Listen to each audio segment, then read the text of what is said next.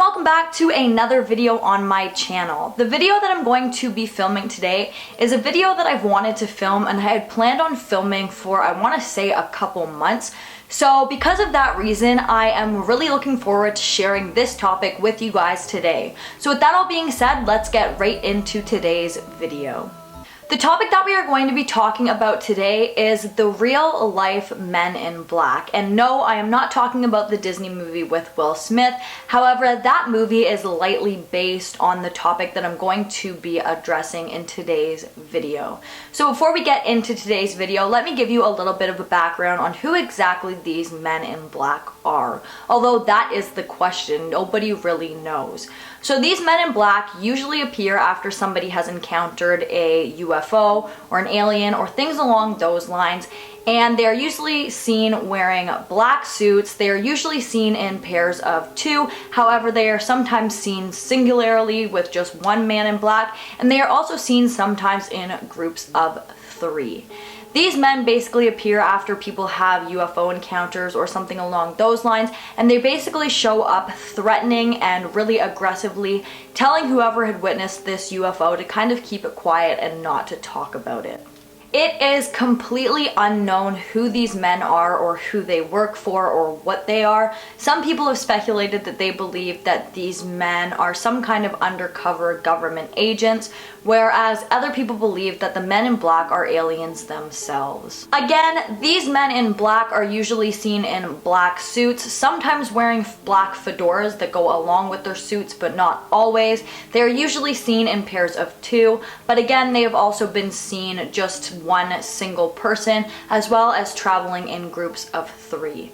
People describe these men as looking very cold and expressionless. Some people even describe them as looking very unhuman and unnatural. They're very cold, they don't really have much emotion when they speak, they're super monotone, and usually when asked, they say that they're some members of some top secret group, and on some occasion they have even shown people who encountered them these little white cards that have a crest on them, and then they have the word security printed on the front.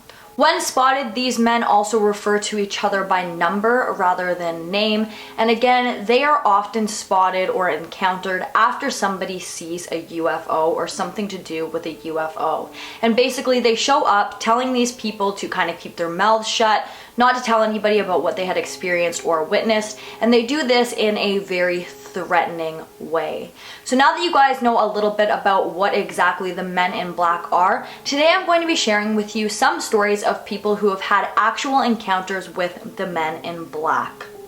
The first person we are going to be talking about today is a man by the name of Dr. Herbert Hopkins. Herbert Hopkins was a UFO alien kind of enthusiast, and at this time he was going through the consultation for a very high-profile alien abduction case.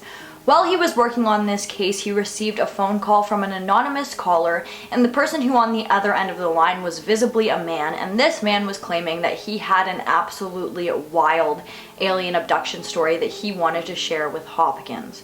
Hopkins was obviously very interested in what this man had to say, and following the conversation, the man asked if he could come to Hopkins' house because he wanted to talk to him face to face, and so Hopkins did agree to this. Just minutes after Hopkins had gotten off the phone, there was a knock at his front door, and when he went to open the front door, he was shocked to see one of these Men in Black standing completely alone at his front door.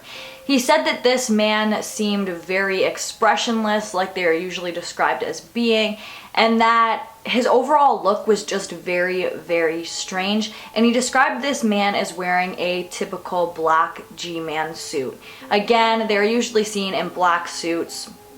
I feel like if they weren't seen in black suits, you wouldn't know that they were the Men in Black, but anyways, he described them as wearing your stereotypical G-man suit, and there was just one man in black at Hopkins' door. Hopkins said at this time he was a little bit taken aback because this man just appeared so strange. His expressions were super strange and everything about him just struck Hopkins as odd. And so Hopkins was kind of having these thoughts, and before he could even tell the man to go away, the man pushed past Hopkins and entered the home.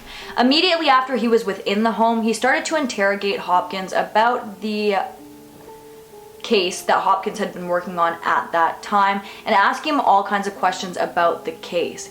Now, this case was extremely strange, and this particular encounter with the men in black is a very, very popular one because the case that Dr. Hopkins was working on at that time was the alien abduction of Betty and Barney Hill.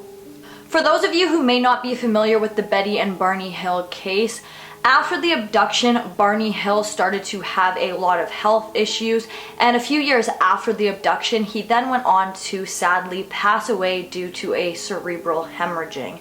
However, a lot of people who are very into this case and very knowledgeable about this case do believe that his abduction had something to do with his death, and that was actually what Dr. Hopkins was looking into and working on at that time.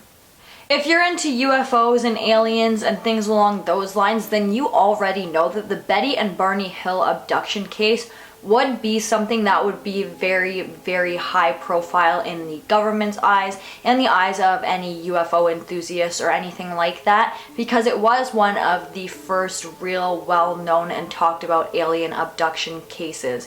And that is what that man in black was questioning Dr. Hopkins on. At this point, the man in black had been questioning Dr. Hopkins for several minutes, and now he had asked Dr. Hopkins to get a coin out of his jacket. Hopkins did this, he got the coin out of his jacket, and then the man held the coin in front of Hopkins' face, and that is when the coin started to turn a silvery, like shiny, really weird color for a coin, and then it disappeared right in front of Hopkins' eyes. After the coin vanished, the man in black sat in front of Hopkins and explained to him how that coin would never be seen again on this plane. He then went on to say to Hopkins, and I quote, "Barney did not have a heart, just like you do not have a coin." And then he went on to basically tell Dr. Hopkins that it would be in his best interest to just completely forget about this case and never talk about it or research it ever again. We don't know for sure whether or not Hopkins threw out this case, but what we do know is that threatening Dr. Hopkins did not work, because after this incident, he went on to share his encounter with the men in black to several other people, and that is how we have the knowledge of this encounter today. The next encounter that I'm going to share, I wasn't really sure if I wanted to put in this video because it was just an encounter that I found on Reddit. But after reading it and reading through the other encounters that I came across online, I did decide that I really liked this encounter because it seems really sincere, and it kind of paints the picture that this kind of thing could happen to absolutely anybody. It could happen to me, it could happen to you, it could happen to your mom, it could happen to your cousin, it could happen to your friend. It just seemed really normal that this person was just going about their life and then this happened to them, which to me just seemed really sincere, and that is why I wanted to put this particular encounter in today's video. So a little bit of background first. This all took place in 2004 when a group of friends were out camping in Joshua Tree, California. They had been camping and it was their last night on this camping trip, and they were all laying by the fire underneath the stars, probably hoping to see a shooting star or something like that, when all of a sudden they saw what they described as 4 glowing blue UFO type objects floating around the sky. The main person that we're going to be focusing on today had a flip phone at the time, and he immediately took it out and started to try and film what he was seeing in the sky, but that attempt was completely unsuccessful because his camera was not good enough. The next morning, the friend group all packed up their car and got into it and started to head home. And during their drive home, that is when the conversation of what they had seen the previous night came into topic. While they were talking about what they had witnessed, that is when they noticed a large SUV following very, very close behind their vehicle. Now, obviously, at the time, they didn't think anything too much of it, and they kind of changed lanes in order to let the SUV pass. But that is when they noticed that this SUV was following them. They changed lanes, this SUV would change lanes. No matter what they did, the SUV was not far behind until all of a sudden it just completely vanished out of view. The following day is when the men in black encounter would happen. So our narrator had been out running some errands, and when he arrived home, he noticed a black SUV parked in his driveway. He tried to ignore the similarities, but he said it clicked pretty quickly that this was the SUV that had been following him and his friends the previous day while they were leaving the campsite. Once he got into his driveway, two men in black suits got out of the SUV. They were wearing light gray dress shirts, black ties, and black fedoras. The narrator of our story was immediately taken aback. He didn't expect to see these strange people in his driveway, and he didn't know what was going on. So he asked them who they were and what they wanted, and that is when they told him that they were part of the American U.S. government agency that was top secret, and they were there to ask him some questions. He described the men as looking almost as if they were plastic, saying that they were completely expressionless and that they both had a olive-colored skin tone. He also said that they spoke in very monotone voices, but their speech was very precise, almost as if they were programmed. So you can just kind of paint the picture of how eerie that would be. But anyways, these men went on to ask this person a lot of questions that were along the lines of, can you describe what you had seen last night? What do you think you saw? Did anybody else see it with you? Do you have any proof of what you've seen? Who was with you when you saw? And have you told anybody else about what you had witnessed? Now, our narrator goes on to say that he wasn't completely honest with the men in black because he didn't want to throw his friends under the bus, so he just kind of took the blame all for himself and didn't really mention that there had been an entire group of people who had witnessed these UFOs. The men finished off their visit by basically telling the narrator to not talk about this to anybody, and that it would be in his best interest to not mention this ever again. They also basically told him that they would be watching him for the next little while in case he decided to not follow the instructions that they had given to him. He said that for the next little while after this encounter, he felt this really ominous feeling as if he was being watched whenever he exited his home and for the entire time that he was out. And he does strongly believe that these men were in fact watching him. He has no idea how they knew what he had seen. He has no idea if any of his other friends had been visited by these men because he was so absolutely terrified that he did not ever mention this again until he posted this on Reddit. He does say that he strongly believes that he was visited by the men in black for seeing these UFOs the night before, which does make sense given the circumstance. This next encounter is one that I found a little bit strange, but I did want to still include it in today's video. So this specific encounter allegedly happened to a man by the name of Harold Dahl and his son. Him and his son were out on the lake forging logs, and that is when they saw 4 donut-shaped crafts flying above the lake. Allegedly, these crafts dropped molten waste onto the lake that ended up killing Dahl's dog and really injuring his son. Dahl was extremely outspoken about what he had seen. He told several friends, a bunch of his family members, all of his co-workers, as well as his boss. And after this, that is when he said that he was visited by 2 men in black.